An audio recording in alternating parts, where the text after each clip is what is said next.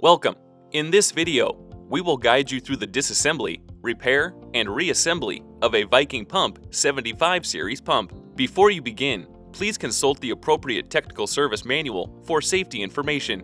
A copy of the latest revision can be found on our website at vikingpump.com. The Seal Service Kit, with genuine Viking Pump spare parts, contains all required parts and special tools. The following tools are required: a soft-headed hammer, flathead screwdriver, box end wrenches, Allen wrenches, feeler gauges, and an arbor press. First, the pump will need to be removed from the motor by removing the 4 mounting bolts. Then, slide the pump off the motor shaft. If the pump does not easily slide off, thread the mounting bolts into the 3 threaded jack bolt holes on the mounting flange. To access the top hole, the relief valve will need to be removed. Do this using an Allen wrench. Alternate tightening the cap screws to slowly remove the pump from the motor shaft.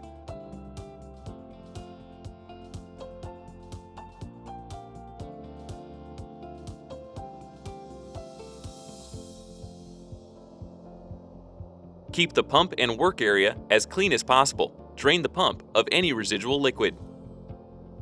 Mark the head and casing before disassembly to ensure proper reassembly. Loosen and remove the head cap screws. Remove the pump head.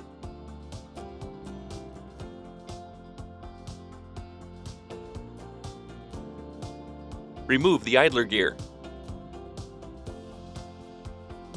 Remove the rotor by pulling out by hand or pushing on the shaft hub on the reverse side.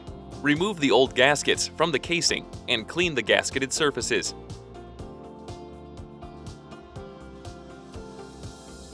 If the relief valve was removed, then this also applies to the relief valve mounting surfaces.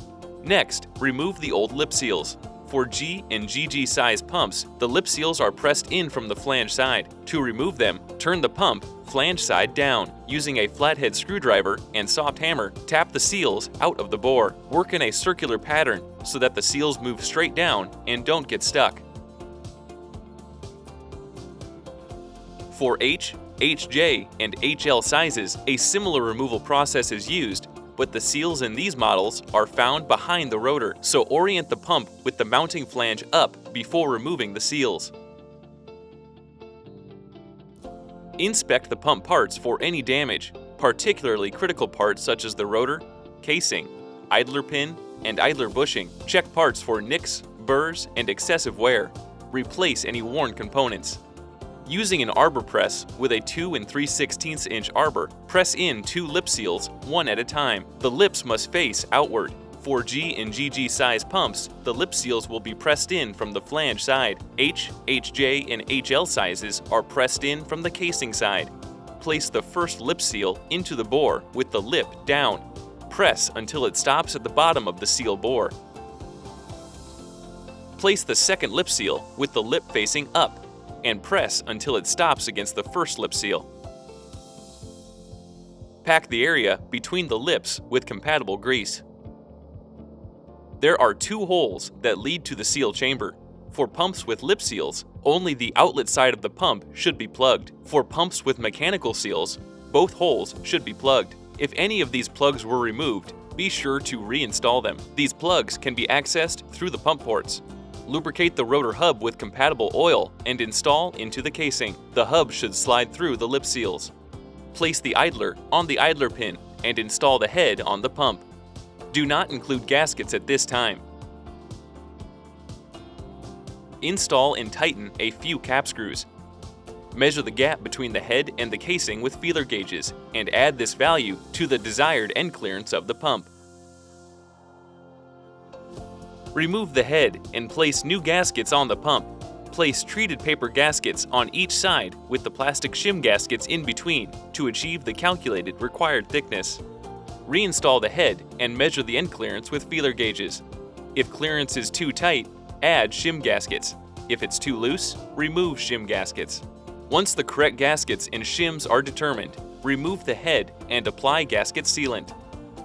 Add the gaskets and apply gasket sealant to the surface of the second paper gasket. Reinstall the head, ensuring that the head is properly oriented with the marks made previously. Install all cap screws and tighten.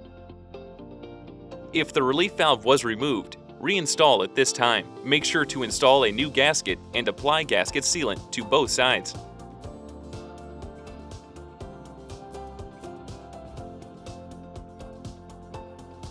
Next, reinstall the motor key and slide the pump onto the motor shaft. Install and tighten the 4 mounting cap screws. Your Viking Pump 75 series internal gear pump is now fully repaired and ready to be put back into service. If you still have any questions regarding this or other Viking Pump products, please contact your local authorized Viking Pump distributor or visit us on the web at vikingpump.com.